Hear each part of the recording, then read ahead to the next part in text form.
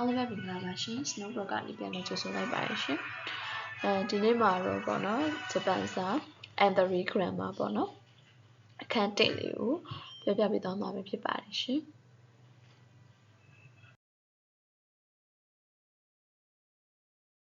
ပထမဆုံးတစ်ခုကဥချီနီပေါ့နော်ဥချီနီကကြတော့2မျိုးရှိတယ်ပေါ့နော်ပထမတစ်ခုကကြတော့ A အခြေအနေမပြောင်းလဲခင် B ကိုပြုလုပ်တယ်ဆိုတာပထမအခြေအနေကိုမှရှိနေတဲ့အခြေအနေတစ်ခုရှိနေတော့မှာအဲ့ရှိနေတဲ့အတော်တွင်းလေးမှာနောက်ဒီဟာကိုပြုလုပ်တယ်ဆိုတဲ့အဓိပ္ပာယ်ပေါ့နော်အဲ့တော့ဥပမာအဖြစ်ဆိုရင်နီဟောနီဥချီနီအချီတို့ဖူဂျီဆန်လီနိုကိုတဲမီတိုင်အဲ့တော့ဂျပန်မှာရှိနေတယ်ပေါ့နော်နီဟောနီအီလူဆိုတာဂျပန်မှာရှိနေတဲ့ဥချီနီဆိုတာအတော်တွင်းမှာအဲ့တော့ဂျပန်မှာရှိနေတဲ့အတော်တွင်းမှာအချီတို့ဆိုတစ်ချိန်လောက်တော့တစ်ခါလောက်တော့ဖူဂျီဆန်နီဆိုတာကြတော့ဖူဂျီတောင်ကိုနိုဘိုတဲမီတိုင်ဆိုတက်ကြည့်ချင်တယ်ပေါ့နော်အဲ့တော့ဒါကဂျပန်မှာမရှိရင်မလုပ်လို့မရဘူးအဲ့တော့ဂျပန်မှာရှိနေတဲ့အတော်တွင်းမှာဖူဂျီတောင်ကိုတက်ကြည့်ချင်တယ်ဆိုရဲပုံစံပေါ့နော်အဲ့တော့အဲ့ဂျပန်မှာရှိနေတဲ့ဆိုရဲအခြေအနေမပြောင်းလဲခင်မှာဒါကိုလုပ်ကိုလုပ်ရမယ်ပေါ့နော်ဒါကိုလုပ်ဖြစ်အောင်လုပ်ကြည့်မယ်ဆိုရဲပုံစံလိုမျိုးပေါ့နော်လုပ်ကြည့်မယ်ဒီဟာဖြစ်နေတဲ့အတော်တွင်းမှာဒီဟာကိုလုပ်ကြည့်မယ်ဆိုရဲပုံစံလိုမျိုးပေါ့နော်အဲ့လိုပုံစံမျိုးပါအဲ့တော့နံပါတ်1ကကြတော့အခါရိုဥချီနီဝါနော့ဆိုဂျီကိုရှိတဲ့မဦးတဲ့ရှိတဲ့ရှိမဦးပေါ့နော်အဲ့တော့အခါရိုဥချီနီဆိုတာကြတော့အခါရိုဆိုတာလင်းလက်တာပေါ့နော်လင်းလက်တာမမှောက်ခင်ပေါ့အခါရိုဥချီနီဆိုတာကြတော့လင်းနေတဲ့အချိန်အတော်တွင်းမှာနီဝါနော့ဆိုဂျီအိုဆိုတာဒီခြံဝင်းရဲ့ပေါ့နော်ဆိုဂျီဆိုတာအသက်ရှင်ရေးကိုရှိတဲ့ရှိမဦးဆိုတာကြတော့လောက်ထားမယ်ပေါ့နော်အဲ့တော့မမောက်ခင်အတော်တွင်းမှာလင်းနေတဲ့အချိန်တော်တွင်းမှာဒီခြံဝင်းရဲ့အသက်ရှင်ရေးကိုလောက်ထားမယ်ဆိုတဲ့ပုံစံပေါ့နော်အဲ့တော့ဥချီနီက2မျိုးရှိရယ်အခုပြောပြတဲ့အချိန်တွေကကြတော့ပထမအချိန်ကြီးမပြောင်းလဲခင်မှာဒီဟာကိုလုပ်မယ်ဆိုတဲ့ပုံစံမျိုးပေါ့နော်တစ်မျိုးဥချီနီကကြတော့ A အချိန်ကြီးဆက်တိုက်ဖြစ်နေတဲ့အတော်တွင်းမှာ B ရပြောင်းလဲသွားတယ်အဲ့တော့ဥပမာအဖြစ်ဆိုရင်ဩဂါကူအိုခိတေအီရူဥချီနီနေမှုတေရှိမတာပေါ့နော်အဲ့တော့ဩဂါကူဆိုတာဒီတချင်းပေါ့နော်ဂီတတန်စင်တချင်းကိုခိတေအီရူဥချီနီဆိုတာနားထောင်နေစဉ်အတော်တွင်းမှာနေမှုတေရှိမတာဆိုတာကြတော့အိပ်ပျော်သွားခဲ့တယ်ပေါ့နော်အဲ့တော့ပထမအချိန်လေးဖြစ်တဲ့တချင်းနားထောင်တာအဲ့တော့တချင်းနားထောင်နေတဲ့အချိန်အတော်တွင်းမှာတချင်းနားထောင်နေရင်းနဲ့ပေါ့နော်တချင်းနားထောင်နေတဲ့အချိန်လေးအတော်တွင်းမှာသူအိပ်ပျော်သွားခဲ့တယ်ဆိုတာဒုတိယအချိန်လေးတစ်ခုကပြောင်းလဲသွားတယ်ပေါ့နော်ပြောင်းလဲမှုဖြစ်သွားတယ်အဲ့လိုအချိန်လေးမျိုးမှာဆိုရင်လည်းဥချီနီကိုတုံးတယ်ပေါ့နော်အော်ဂါကိုခိတေရီဥချီနီနမှုတေရှမတာတချင်းနားထောင်နေစဉ်အတော်တွင်းမှာအိပ်ပျော်သွားခဲ့တယ်အိပ်ပျော်သွားတယ်ဆိုတဲ့အချိန်လေးပြောင်းလဲသွားတယ်ပေါ့နော်နောက်တစ်ခုကကြတော့ခိဂါစခနိုင်ဥချီနီ外は暗くなっていたတဲ့အဲ့တော့ ခိဂါစခနိုင်ဥချီနီဆိုတာကြတော့ဒီတတိမထားမီရဲ့အချိန်ဥချီနီဆိုတော့တော်တွင်းမှာ外はအပြင်ဘက်က暗くなっていたဆိုတာကြတော့မှောင်နေပြီပေါ့နော်အဲ့တော့တတိမထားမီကိုကဒီတိုင်းမှုမဲ့အမှတ်မဲ့ပဲနေနေတာဒါပေမဲ့အပြင်ဘက်မှာမှောင်နေပြီပေါ့နော်အဲ့တော့သူတတိထားမိလိုက်တဲ့အခြေအနေအတော်တွင်းလေးမှာမှောင်သွားပြီဆိုတဲ့အခြေအနေပြောင်းလဲသွားပြီပေါ့နော်အဲ့တော့အခြေအနေစက်တိုက်ဖြစ်နေတဲ့အခြေတော်တွင်းမှာ B ရပြောင်းလဲသွားပြီပေါ့နော်အခြေအနေတစ်ခုပြောင်းလဲသွားပြီဆိုတဲ့ပုံစံအဲ့တော့အခြေအနေ2မျိုးရှိရယ်ပထမတစ်ခုက A ဖြစ်နေစဉ်အတော်တွင်းမှာ B ကိုလုပ်မယ်ပေါ့နော် A ဖြစ်နေတဲ့အတော်တွင်းမှာပဲ B ကိုလုပ်မယ်ဆိုတဲ့အဓိပ္ပာယ်နောက်ကကြတော့ A အခြေအနေစက်တိုက်ဖြစ်နေတဲ့အချိန်တွေမှာဆိုရင်အခြေအနေတစ်ခုကပြောင်းလဲသွားတယ်ပေါ့နော်အဲ့လိုအခြေအနေမှာဆိုရင်ဥချီနီကိုတုံးတယ်ပေါ့နော်နောက်တစ်ခုကအာဣဒာနီပေါ့နော်အာဣဒာနီကကြတော့သူ့မှာလည်း2မျိုးရှိရပေါ့နော်ပထမတစ်မျိုးကကြတော့ A အချိန်နေဆက်တိုက်ဖြစ်နေတဲ့အချိန်အတော်တွင်းမှာ B ရလည်းဆက်တိုက်ဖြစ်တယ်ဆိုရပုံစံအဲ့ဒါအာဣဒပေါ့နော်အဲ့တော့ဥပမာစာကြောင်းလေးကြည့်လိုက်ရပါပေါ့နော် 오카산가 히루네 오 시대 이루 아이다 코도모다치와 테레비 오 밑에 있다. 오카산가 아메가 히루네 오 시대 이루 아이다.ဆိုတာဒီနေခင်းပေါ့နော်နေခင်းတရေအိတ်နေတဲ့အချိန်မှာ코도모다치와ဆိုတာကလေးတွေက테레비 오 밑에 있다ဆိုတာကြတော့ TV ကြည့်နေခဲ့တယ်ပေါ့နော်အဲ့တော့အမေအိတ်နေတဲ့အချိန်တွေတွင်းမှာကလေးတွေက TV ကြည့်နေတယ်အမေအိတ်နေတဲ့တောက်လျှောက်ကိုကလေးတွေက TV ကြည့်နေရပေါ့နော်အဲ့တော့အမေအိတ်နေတဲ့အချိန်တွေတောက်လျှောက်ကလေးတွေကလည်း TV ကြည့်နေတယ်ဆိုတဲ့ပုံစံအဲ့ဒါအာဣဒပေါ့နော် A အချိန်တွေဆက်တိုက်ဖြစ်နေစဉ်အတော်တွင်မှာ B ကလည်းဆက်တိုက်ဖြစ်နေတယ်အဲ့ဒါအာဣဒနောက်တစ်မျိုးအာဣဒနိကကြတော့ဥပမာလေးအရင်ပြောလိုက်မှာပေါ့နော်အာဣဒနိကကြတော့ဝါတာရှိကလျော်ခိုးတဲ့ရုစုの間に庭に草がたくさん生えてしまった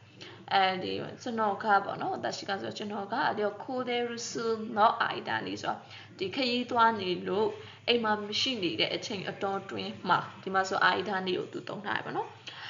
နိဝါနိကုစာကဆိုတာခြံဝင်းမှာရှိတဲ့မြက်ပင်တွေကတက်ဆန်ဟာအတဲရှိမှတဆိုတာကြတော့အများကြီး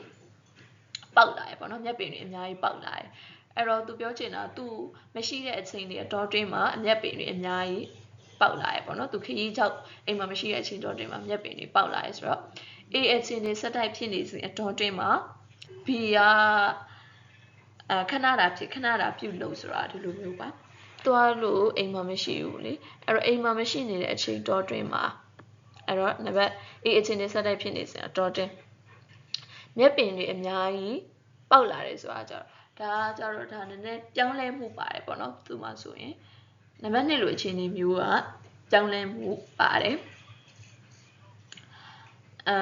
လို့မျက်ပင်တွေအများကြီးပေါက်နေခဲ့ပြီဆိုတော့ပြောင်းလဲမှုတွေပါတယ်ကွာတခုကနေပြီးတော့လူပြောင်းလဲသွားတာပေါ့ပထမတစ်ခုမှာဆိုရင်အမေအိတ်နေစဉ်တော်တွင်မှာကလေးတွေကတောက်လျှောက်ကို TV ကြည့်နေတယ်အဲ့တော့သူပြုတ်လုပ်နေတဲ့အချိန်တော်တွင်နဲ့ဒီကပြုတ်လုပ်တဲ့အချိန်တော်တွင်တောက်လျှောက်ကနှစ်ခုကအဲ့လိုဖြစ်နေရပေါ့နော်ဒါပေမဲ့နှစ်ကကြတော့ဒီ B က A ပြုတ်လုပ် A အချိန်တွေဆက်တိုက်ဖြစ်နေဆိုတော့တော်တွင်မှာ B ကပြောင်းလဲမှုပါတယ်အဲ့ဒါအာဣဒနိအနောက်ကပြောင်းလဲမှုပါရင်အာဣဒနိပေါ့နော်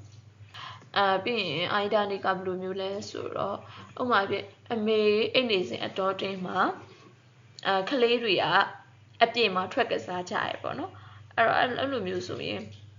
အမေအိတ်နေတဲ့အချိန်တွေတော်တွင်းမှာကလေးတွေအပြင်ထွက်ပြီးတော့ကစားသွားပြီကွာအိမ်မှာမရှိတော့ဘူးအဲ့လိုမျိုးပုံစံမျိုးဆိုရင်လည်းအာဣဒနိကိုတောင်းတယ်ပေါ့နော်အဲ့ဒါမျိုးကကြတော့တဲခါရတဲနိုင်တူတဲခါရတဲနာခဲတယ်ပါဆိုတာကြတော့ day night 2နဲ့ day night ခိုင်တဲ့ဘကအတူတူပဲပေါ့နော်အဲ့တော့ A မပြုတ်လို့ပဲနဲ့တော့ B ပြုတ်လို့မရဘူးဆိုတဲ့အဓိပ္ပာယ်ပေါ့နော်အဲ့တော့ automankyo တုတ်တဲ့ခါရတဲ့နာခဲ့တဲ့ဘာခုနမအို ontan ရှိတဲ့ဝါအခဲနိုင်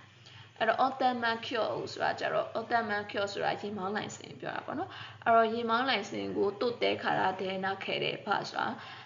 မရှိတာပေါ့နော်မပိုင်ဆိုင်တာဆိုတော့ရေမောင်းလိုင်စင်မရှိဘဲနဲ့တော့မရှိရင်တော့ခုရမအိုအွန်တန်ရှိတဲ့ဝါဤခဲနိုင်